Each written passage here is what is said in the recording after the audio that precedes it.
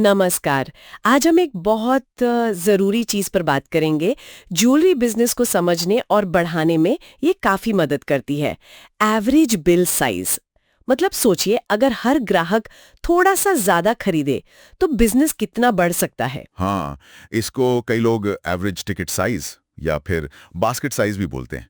मतलब सीधा सा है कि एक कस्टमर एक बार में एक बिल पे औसतन कितने अमाउंट की ज्वेलरी खरीद रहा है। और इसका कैलकुलेशन भी काफ़ी सिंपल है। जी, जो आपकी टोटल सेल्स हुई उसको डिवाइड कर दीजिए टोटल नंबर ऑफ बिल्स से। बिल्कुल। जैसे अभी डैशबोर्ड पर दिख रहा है, करंट एवरेज बिल साइज है 88,000 रुपीज। हाँ, और इसको हम अमाउंट में भी देख सकते हैं और वजन यानी वेट में भी। सही।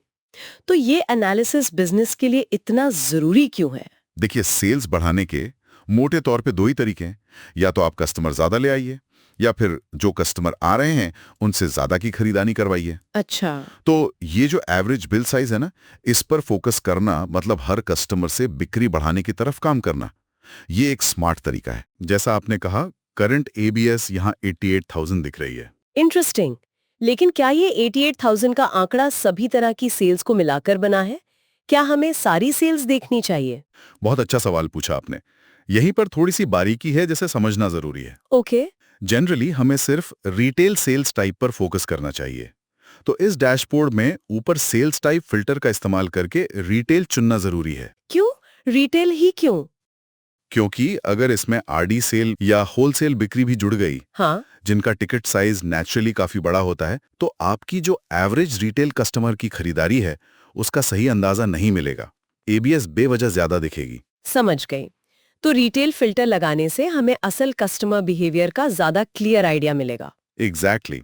चलिए तो फिर डैशबोर्ड के विजुअल्स को एक एक करके देखते हैं। पहला है average bill size by item type. हाँ, ये दिखा रहा है कि कस्टमर्स अलग अलग आइटम टाइप्स जैसे गोल्ड है, डायमंड है, सिल्वर है, इन पर एवरेज कितना खर्च कर रहे हैं। बिल्कुल। और जैसा मैंने कहा, वेट वाइज भी देख सकते हैं। जैसे अगर सिल्वर सिलेक्ट करें तो पता चलता है कि सिल्वर खरीदने वाले औसतन 79 ग्राम्स खरीदते हैं। तो इससे ये समझने में मदद मिलती है कि भाई कौन सी कैटेगरी बिजनेस के लिए ज्यादा वैल्यू जनरेट कर रही है। अच्छा, अगला विजुअल है average bill size by branch. हाँ। यहाँ अलग अलग ब्रांचेस की परफॉर्मेंस दिख रही है। हाँ। जैसे ब्रांच 1 का है करीब 90,000 रुपए, ब्रांच 2 का सबसे ज्यादा है 1,10,000 रुपए और ब्रांच 3 का सबसे कम लगभग 69,000 रुपीज। ये ब्रांचेस को कंपेयर करने के लिए बहुत बढ़िया है। साफ दिख रहा है ब्रांच 3 पीछे है। हाँ। तो क्यों है? क्या कारण हो सकते हैं? हो सकता है वहां एंट्री लेवल आइटम्स ज्यादा बिकते हो, या सिल्वर पर ज्यादा फोकस हो, या फिर ये भी हो सकता है कि वहां के स्टाफ को अप सेलिंग में थोड़ी और ट्रेनिंग की जरूरत हो। और ब्रांच 2 इतना अच्छा क्यों कर रही है? क्या वहां का स्टाफ ज्यादा इफेक्टिव है या प्रोडक्ट मिक्स अलग है? हो सकता है ब्रांच 2 की टीम क्रॉस सेलिंग में या शायद अपसेलिंग में बेहतर हो। उनकी टेक्निक्स को समझकर बाकी ब्रांचेस में भी तो इम्प्लीमेंट किया जा सकता है। सही बात है। इसके बाद है average bill size by sales type. ये रिटेल और आरडी जैसी अलग अलग सेल्स टाइप्स के हिसाब से एवरेज बिल साइज का फर्क दिखाता है। हाँ, ये जानकारी भी जरूरी है क्योंकि रिटेल कस्टमर का बिहेवियर और आरडी कस्टमर का बिहेवियर अलग हो सकता है। तो उसी हिसाब से सेलिंग अप्रोच या ऑफर्स प्लान किए जा सकते हैं। बिल्कुल। अब देखते हैं average bill size by city. ये शहर के हिसाब से स्पेंडिंग पैटर्न्स दिखाता है, जैसे rural area versus urban area. जैसे यहाँ दिख रहा है, मुंबई का एवरेज बिल साइज सबसे ज्यादा है, 1,20,000 रुपए, जबकि एक दूसरे शहर का सिर्फ 47,000 रुपए है। इसमें फिर एरिया वाइज ड्रिल डाउन करके और डिटेल्स में जा सकते हैं। लोकेशन स्पेसिफिक मार्केटिंग कैंपेन्स और ऑफर्स प्लान करने में ये बहुत मददगार साबित होता है। हाँ, ये जानकारी मार्केटिंग और इन्वेंट्री प्लानिंग दोनों के लिए बहुत यूजफुल है। शायद हाई वैल्यू सिटीज पर ज्यादा मार्केटिंग स्पेंड करना चाहिए या फिर ये समझने की कोशिश करनी चाहिए कि कम एवरेज वाले शहरों में इसे कैसे बढ़ाया जाए। हो सकता है वहां कस्टमर प्रोफाइल ही अलग हो। ये भी हो सकता है। अच्छा, अब खरीदने के तरीके पर आते हैं। Average bill size by document. इसमें order sale bill, repair sale bill, इन सब के हिसाब से एवरेज बिल साइज है। रिपेयर सेल बिल का तो बहुत ही कम है। ये कस्टमर के बाइंग बिहेवियर को समझने में मदद करता है।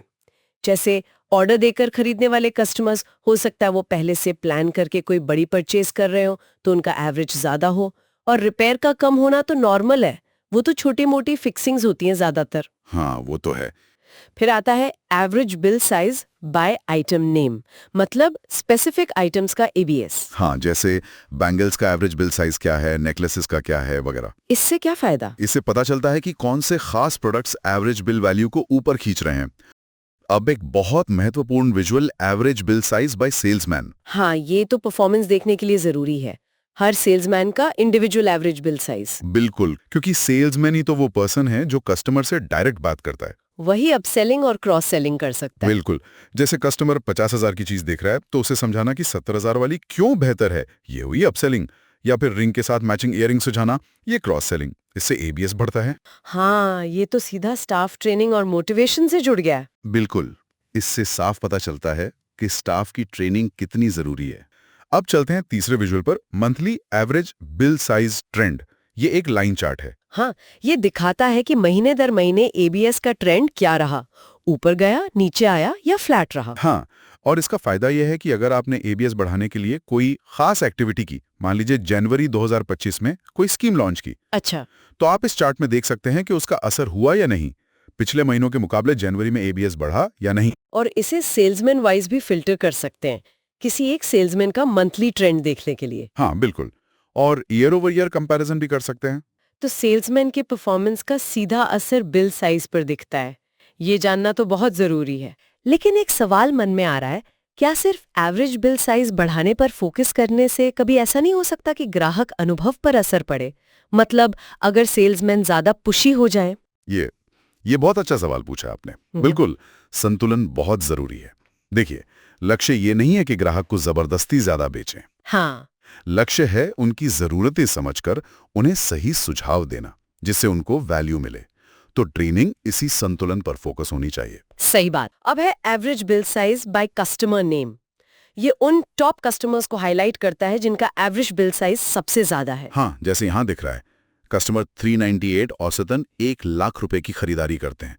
कर्सर ले जाने पर टूल टिप में नाम भी दिख जाएगा। ये तो बहुत वैल्यूएबल जानकारी है। बिल्कुल, अपने हाई वैल्यू कस्टमर्स को पहचानना और उनके साथ रिलेशनशिप मजबूत करना बहुत जरूरी है।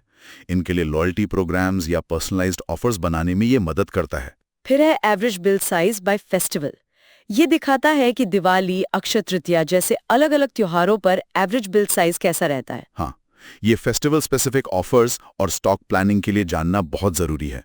किस फेस्टिवल पर लोग ज्यादा खर्च करते हैं, किस पर कम, ताकि तैयारी सही हो। बिल्कुल।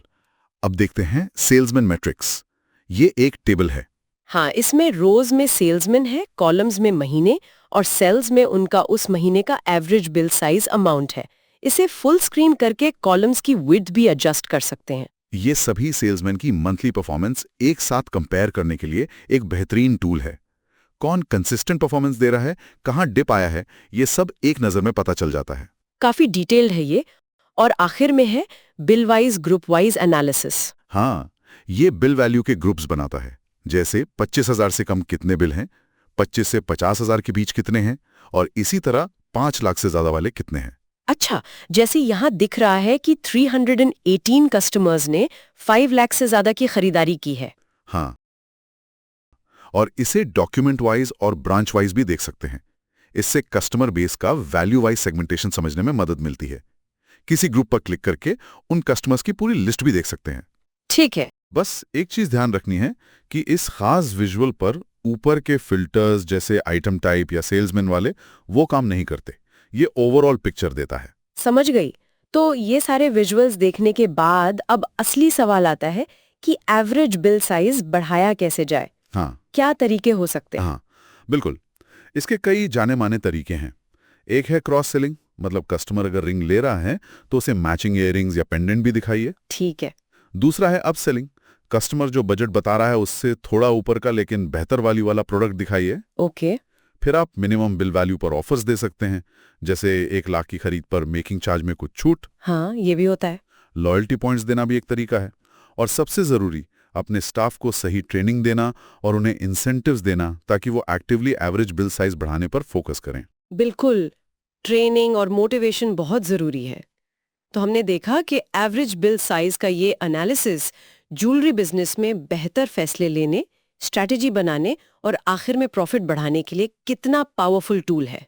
हाँ, ये सिर्फ एक नंबर नहीं है, ये बिजनेस की हेल्थ और ग्रोथ पोटेंशियल का एक इंडिकेटर है। और इस सारी जानकारी को देखने के बाद एक सोचने वाली बात यह है क्या कि इस डेटा के आधार पर वो एक खास बदलाव क्या हो सकता है जिसे अगले महीने लागू करके एवरेज बिल साइज बढ़ाने की कोशिश की जा सकती है। शायद स्टाफ इंसेंटिव या कोई खास प्रोडक्ट बंडलिंग। ये हर बिजनेस को अपने डेटा के हिसाब से सोचना होगा।